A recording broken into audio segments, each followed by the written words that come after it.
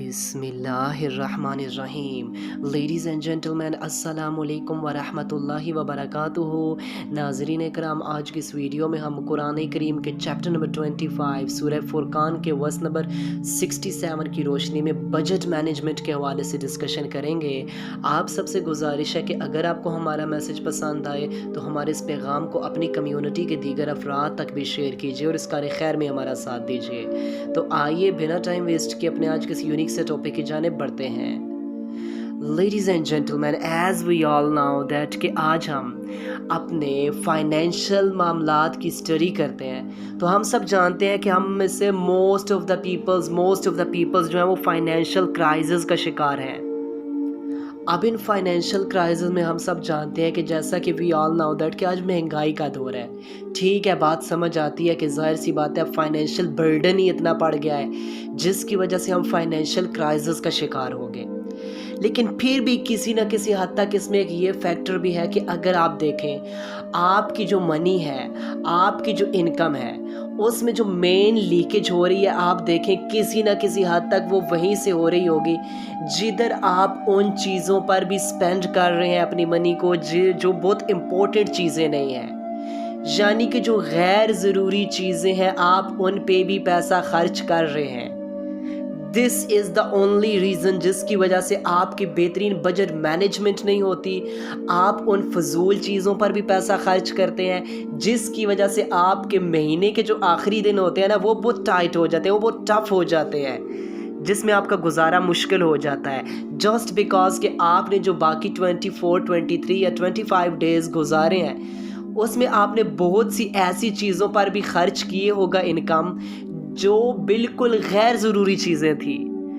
अब जब हम कुरान करीम की जो एक अल्लाह ताला ने हमें बजट मैनेजमेंट के रूल्स बताए हैं ना, उसके प्रिंसिपल्स बता दिए हैं, जब हम उनको अवॉइड कर देते हैं, जब हम उनको पसे पुश डालते हैं, तो जाहिर सी बात है फिर हमने फाइनेंशियल क्राइसिस बल्कि फाइनेंशियल डिप्रेशंस का भी शिकार हो जाना है। जस्ट बिकॉज कि हम जो अल्लाह ताला ने हमें असूल बताए हैं, हम उनको ही इग्नोर करते हैं। अल्लाह ताला कुरान करीम की सूरह फुरकान वर्स नंबर 67 में फरमाते हैं कि मोमिनीन की कैरेक्टरिस्टिक को बता रहे हैं, बिलीवर की खसूसियात को बता रहे हैं कि मोमिनीन तो वो हैं जब वो खर्च करते हैं तो वो एतदाल के साथ खर्च करते हैं, ना वो बहुत ज़्यादा खर्च करते हैं, फजूल खर्ची करते हैं, और ना वो बहुत तंगी कर देते हैं, बल्कि वो एक दरमियानी राह इख्तियार करते हैं। अब आज आप अगर देखें ना अपने बजट्स में, तो बहुत सी चीज़ें आपको ऐसी नज़र आएंगी जो बिल्कुल इर्रेलेवेंट थी, जिसके बगैर आपकी ज़िंदगी मुमकिन थी, लेकिन आपने उस पे भी पैसा खर्च किया है जस्ट बिकॉज इसी वजह से आपने लास्ट 7 to 8 डेज़ बड़ी टफनेस में गुजार दिए। अब हमारे यहाँ आप देखें ना, किधर हम खर्चे करते हैं। आप देखें, जितनी हमारी चादर नहीं होती उससे ज़्यादा हम टांगे फैलाने की कोशिश करते हैं। हम जस्ट सोसाइटी को इंस्पायर करने के लिए कोशिश करते हैं।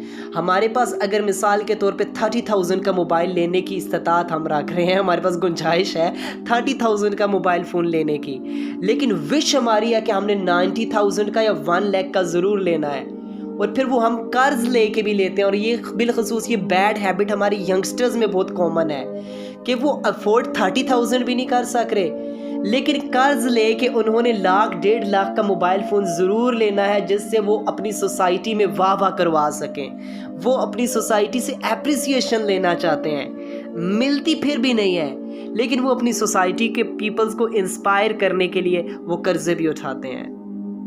अब इसी तरह हमारी वुमेन्स में भी ऐसा होता है कि बहुत से बड़े ड्रीम्स कि फ़लाँ औरत ने ये चीज़ ख़रीद ली है, पड़ोसियों की औरत ने तो आज फ़लाँ चीज़ ख़रीदी है, वाह जी वाह, उसका तो खावंद बहुत अच्छा है, उसके खावंद ने तो आज उसे फ़लाँ टाइप की ज्वेलरी लेके दी है, उसके खावंद ने आज उसे फ़लाँ ब्रांड के ड्रेस लेके दिया है, उसके खावंद ने आज उसे बड़ा खूबसूरत किस्म का सोफ़ा लेकर दिया है।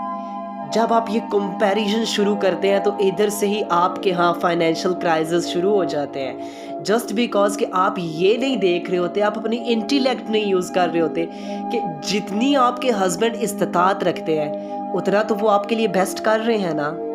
اتنا وہ آپ کے لیے بیسٹ کرنے کی ہر ممکن کوشش کر رہے ہیں، لیکن جب آپ اتنی لامحدود ضروریات، اتنی لامحدود خواہشات ان کے سامنے رکھتے ہیں نا، تو وہ ڈیفینیٹلی طور پر ڈپریشن کا شکار ہوتے ہیں. پھر ادھر سے ہی حرام کمائی کے دروازے بھی کھلتے ہیں، پھر ہمارے یہاں حلال اور حرام کی تمیز بھی بھول جاتے ہیں. اور آج یہی کچھ ہو رہا ہے کہ وہ عوام کا خون نچوڑ کے کھا جاتے ہیں، اور کرپشن، رشوت، سود کے بازار گرم ہو جاتے ہیں.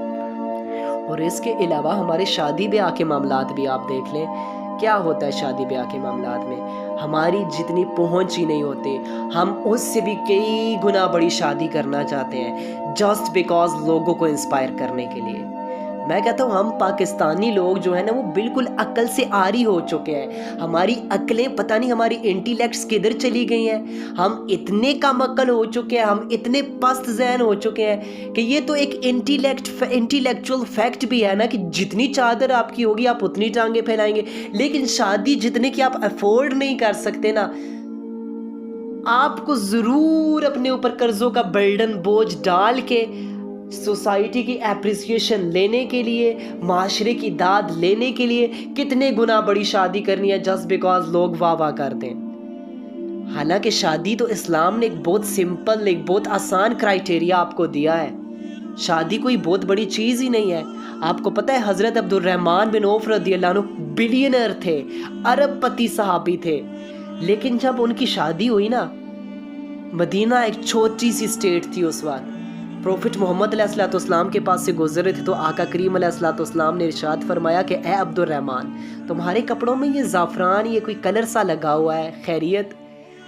حضرت عبد الرحمن بن عوف رضی اللہ عنہ ایک بلینئر، ایک ارب پتی صحابی، فرما رہے ہیں کہ یا رسول اللہ صلی اللہ علیہ وسلم، میں نے شادی کر لی ہے، میں نے شادی کر لی ہے. تو حضور علیہ الصلوۃ والسلام نے کیا ارشاد فرمایا؟ آپ نے تو کوئی گلے نہیں دیے کہ عبد الرحمن تم نے اچھا نہیں کیا، تم نے تو مجھے نہیں بلایا، تم نے تو سوسائٹی کو نہیں بلایا، تم نے تو بہت پیسہ نہیں لگایا، تم نے تو اپنی پاور شو نہیں کرائی. پروفٹ محمد علیہ الصلوۃ والسلام نے کچھ ایسی چیز نہیں ارشاد فرمائی، بلکہ فرمایا کہ اے عبد الرحمن، تم نے نکاح کر لیا ہے تو ولیمہ ضرور کر لینا.